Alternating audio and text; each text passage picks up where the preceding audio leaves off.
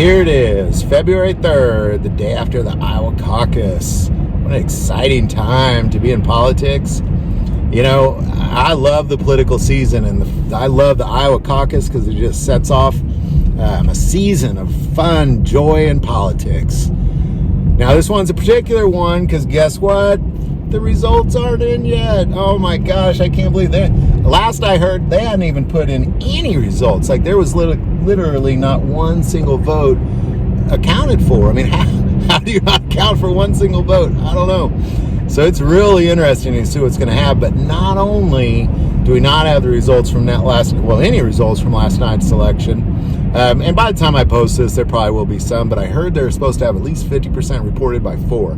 As of now, it's 1 o'clock in the afternoon, Central Standard Time.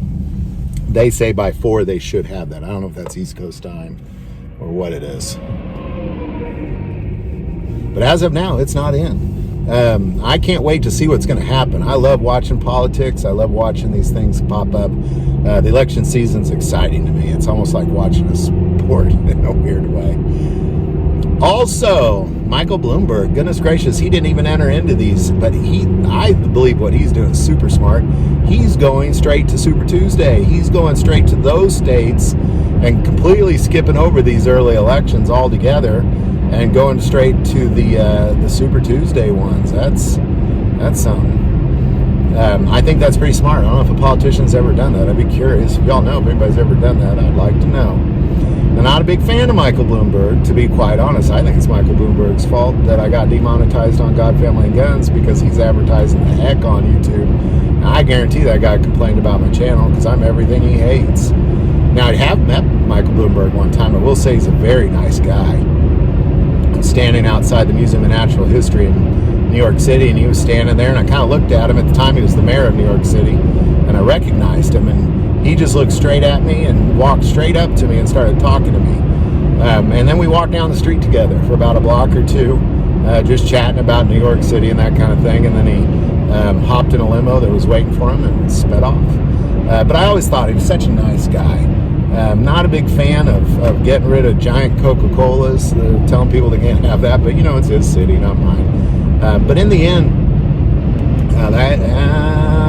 got a lot of disagreements with that guy when it comes to politics.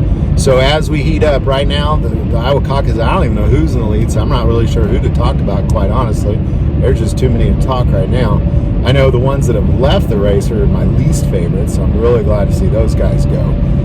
But there's still quite a bit going on. So there you go. When we get done with the Iowa Caucus, I'll come back on because, man, that's going to be fascinating to see who led that and what the next steps are and who drops out and who's leading. And sometimes I just don't really agree with polls. You can't really trust the polls, but you sure can't trust the election box.